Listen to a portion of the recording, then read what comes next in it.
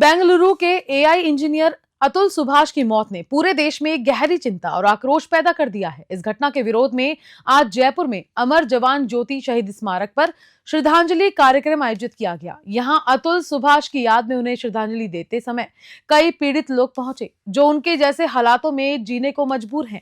समाज सेवी और पुरुष आयोग की मांग करने वाली ऋचा सैनी इस अभियान की अगुवाई कर रही है।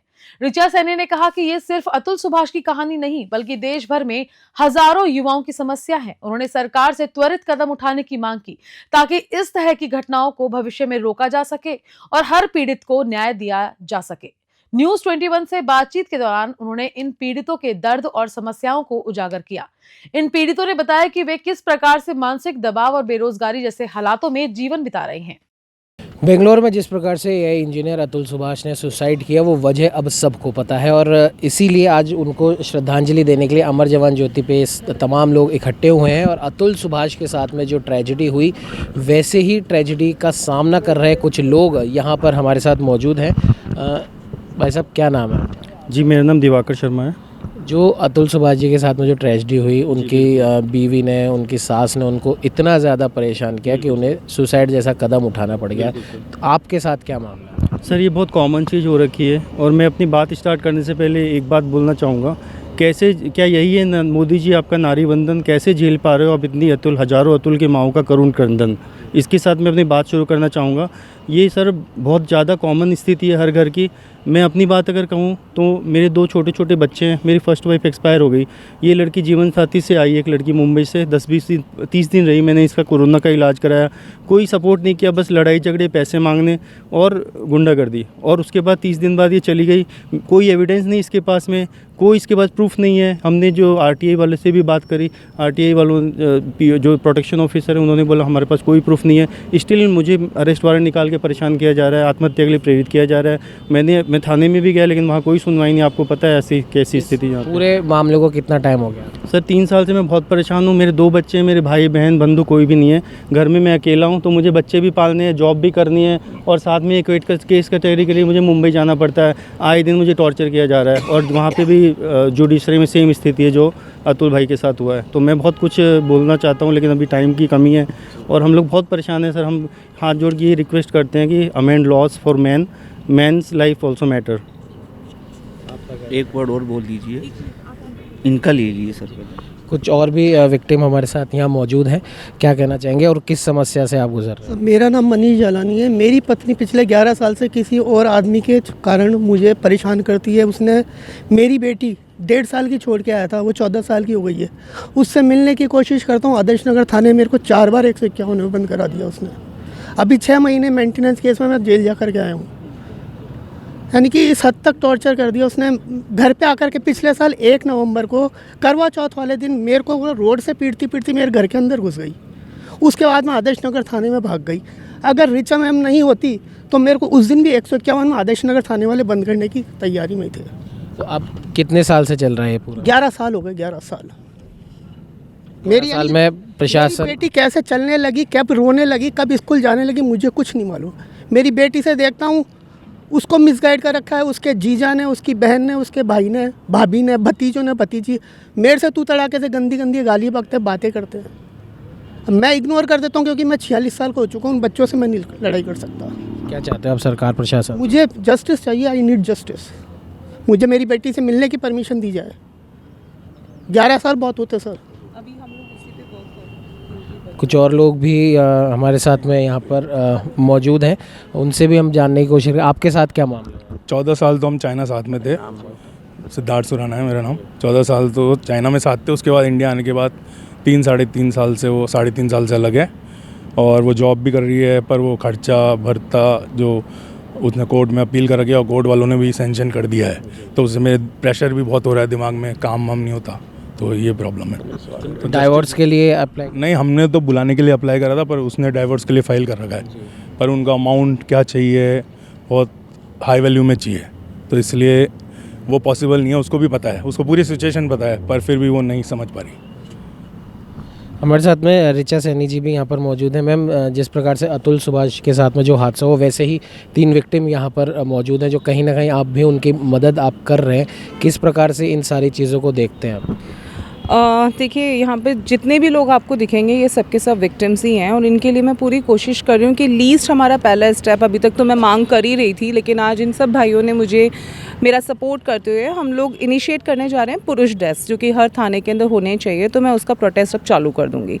सो मेरी कोशिश यही रहेगी कि यहाँ पे जितने भी भाई लोग आए हैं, जो लोग जिस तरीके से अपनी परेशानियों से जूझ रहे हैं, उनको कहीं ना कहीं न्याय मिले। कोई मेंटेनेंस से परेशान हो रहा है, जो कमा भी नहीं पा रहे हैं, वो कहाँ से मेंटेनेंस देगा। तो कोशिश रहेगी राजस्थान जुडिशरी सिस्टम से कि वो मेरी इस बात को समझे। बाकी मेरे साथ एडवोकेट गगन हैं, जो जुडिशरी की जो चीज़ें होती हैं कुछ वो थोड़ी सी बताएंगे। एज एन एडवोकेट मैं ये कह सकता हूँ कि ये प्रोटेस्ट सिर्फ अतुल के लिए नहीं है। ऐसे कई विक्टिम्स हैं, कुछ की कहानी आपने यहाँ सुनी, और कई घरों में इस तरह के लोग हैं। और इसमें सिर्फ पुरुष ही नहीं, कई महिलाएं भी जो एक्चुअल में विक्टिम होती है ना, वो कहीं ना कहीं ये ऐसी महिलाओं के बीच में जो है फंस कर के रह जाती है, और उन्हें भी न्याय नहीं मिल पाता। न्याय में देरी का भी एक बहुत बड़ा कारण है। हम इसके लिए PIL में पुरुष आयोग की भी मांग कर रहे थे, और अब जैसा कि मैडम ने बताया हम इसमें पुरुष डेस्क के लिए भी जाएंगे। और कोर्ट में जो है हमें फ़ाइट करने के लिए एक जो है पेशेंस लेवल जो है ना, आज इन सभी में होना चाहिए। ये आवश्यक नहीं है कि आप जो है इस तरह का कोई अतुल जैसा स्टेप कोई ले, तो आप में पेशेंस होना चाहिए। यही मैं सबसे डिमांड कर रहा हूँ यहाँ पे। और जो है इसमें ये आज जैसे हम यहाँ 10, 20, 50 लोग हैं, इसकी संख्या है बढ़ती रहनी चाहिए। तभी हम जो है अपना जो मकसद है कि हम पुरुष आयोग का गठन करें, या कोई भी एक प्लेटफॉर्म जहाँ हम अपनी कहानी बता सकते हैं, जहाँ हम बता सकते हैं कि हम पीड़ित हैं, वो हम सरकार से, जुडिशरी से वो डिमांड कर सकें। और जुडिशरी से भी मेरा एक निवेदन है कि उसे निष्पक्ष रूप में देखना चाहिए। जैसा कि अतुल वाले केस में हम देखें, उसमें कहा जा रहा है कि भाई निष्पक्ष एक उनका नज़रिया नहीं था जज का, तो वो वैसा नहीं होना चाहिए। यही मेरा कहना है यहाँ पर। तो ये थे एडवोकेट गगन जी, और जो इन सब का कहीं ना कहीं इनकी लड़ाई ये लड़ रहे हैं। कुछ और लोग भी हमारे साथ हैं, क्या कहना है? हाँ जी, मैं रमाकांत शर्मा जयपुर से हूँ। मेरी वाइफ ने मुझ पर झूठा DV का केस किया पिछले 3.5 साल से। जब मेरी मदर कोविड में एडमिट थी, 6 महीने ICU में, उस दौरान मेरी वाइफ घर छोड़ के चली गई और मुझ पर झूठा केस कर दिया। और मैं IT इंजीनियर था, मेरी जॉब चली गई, मेरे मोटा मेंटेनेंस बंधा हुआ है, कोर्ट में भी कहीं सुनवाई नहीं होती, बच्चों से भी नहीं मिलने दिया जाता है। और मेरे ससुराल पक्ष वाले भी जयपुर के हैं, वो पावरफुल हो गए, मेरे बच्चों से मुझे नहीं मिल लेते हैं, उनके मन में जहर भर दिया गया है।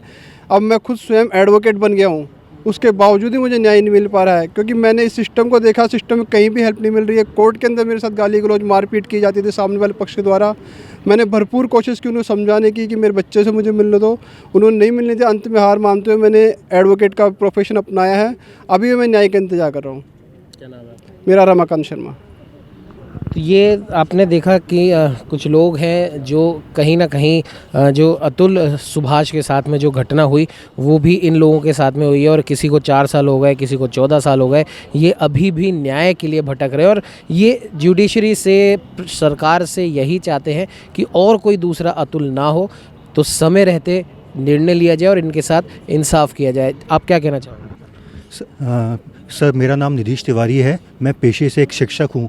मैं अतुल कुमार जी के का ये जो केस है इससे बहुत व्यथित हूँ, और मैं एक जो उनका मेन पक्ष है उस पर रोशनी डालना चाहता हूँ कि अतुल कुमार जी का ये हार्ड स्टेप लेने का एक जो मेन रीज़न था कि उनको क्या अपने बच्चे से मिलने का विजिटेशन राइट्स नहीं मिल पा रहा था, और जो कि अभी एक सामाजिक समस्या बन गई है कि किसी भी मैट्रिमोनियल डिस्प्यूट में क्या है विजिटेशन राइट्स क्या कोर्ट से नहीं मिल पाते हैं, और अगर कोर्ट से विजिटेशन राइट्स मिल भी जाते हैं तब भी बच्चे से क्या है एक पिता को नहीं मिलने दिया जाता है।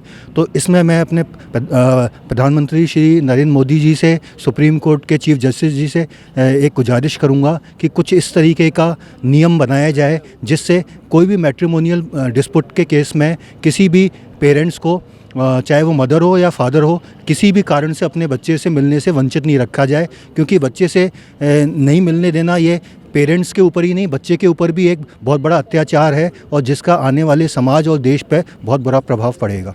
जय। नहीं, मैं सबसे पहले तो ऋचा जी को और इनकी पूरी टीम को बहुत बहुत बधाई देता हूँ कि आप लोग आगे आए और जो भी इस तरह के दोषी लोग हैं या पीड़ित लोग हैं उनकी आवाज़ उठा रहे हैं, उनको न्याय दिलाने के लिए काम कर रहे हैं। मैं ऋचा मैम को और इनकी पूरी टीम को सबसे पहले बधाई देता हूं, और हम इनके साथ पूरी तरह से हम आगे जो भी हमसे सहयोग हो पाएगा हम इनका सहयोग करेंगे। और बहुत अच्छी मुहिम आपने शुरू की है, ठीक है, पीड़ित कोई भी हो सकता है, वो ज़रूरी नहीं कि सिर्फ एक महिला ही पीड़ित हो, पुरुष भी पीड़ित हो सकता है।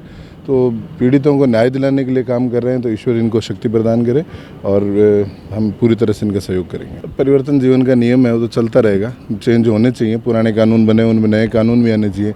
आईपीसी की जगह पे अगर नए कानून बने हैं तो निश्चित तौर पे इन पे भी आने वाले समय में चेंजेस होने चाहिए। ऐसा नहीं है कोई आदमी है तो उसको न्याय का अधिकार नहीं है, उसको भी उतना ही अधिकार है। ठीक है, परिवर्तन तो होना ज़रूरी है। तो सुना आपने इन लोगों को, और कहीं ना कहीं इनकी भी समस्या वही है जो कि अतुल सुभाष की थी। और अतुल सुभाष क्योंकि उस समस्या से, उस व्यथा से लड़ नहीं पाए, इसलिए उन्होंने वो एक ऐसा कदम उठाया जो कि यहाँ पर जो तमाम लोग मौजूद हैं उनका कहना है कि उन्हें नहीं उठाना चाहिए था, लेकिन जो होने को मंजूर था वो हुआ। लेकिन अब ये तमाम लोग, जितने लोगों से हमने बात करी, ये भी लगभग उसी समस्या से ग्रसित हैं। 14-14 साल हो गए, इनके बच्चे जो बहुत छोटे थे अब वो बड़े हो चुके हैं, शादी लायक उनकी उम्र हो चुकी है, लेकिन अभी तक ये अपने बच्चों की शक्ल तक देखने से महरूम है। और किसी के तो बच्चे अपने पिता को ही गलत मानने लग गए हैं। तो इस समस्या से सिर्फ एक अतुल नहीं, पूरे देश में ऐसे न जाने कितने मामले हैं कि लोग इस गंभीर समस्या से पीड़ित हैं। और सबसे बड़ी बात यह है कि आखिर में एक पीड़ित व्यक्ति जाता कहाँ है? पीड़ित व्यक्ति जाता है कानून के सामने मदद की गुहार लेकर, लेकिन उसी कानून का फ़ायदा उठाकर इनके साथ में जो अन्याय होता है, आज उसी बात को लेकर ये यहाँ पर इकट्ठे हुए हैं। सरकार से, प्रशासन से, न्यायालय से ये अपील ये कर रहे हैं कि कानून में कुछ ऐसा सुधार हो कि ये अपने बच्चों से मिल पाएँ और फिर किसी और अतुल जैसी घटना भारत में होने से बचे। सहयोगी कैमरामैन अजय के साथ उमंग माथुर, न्यूज़ 21।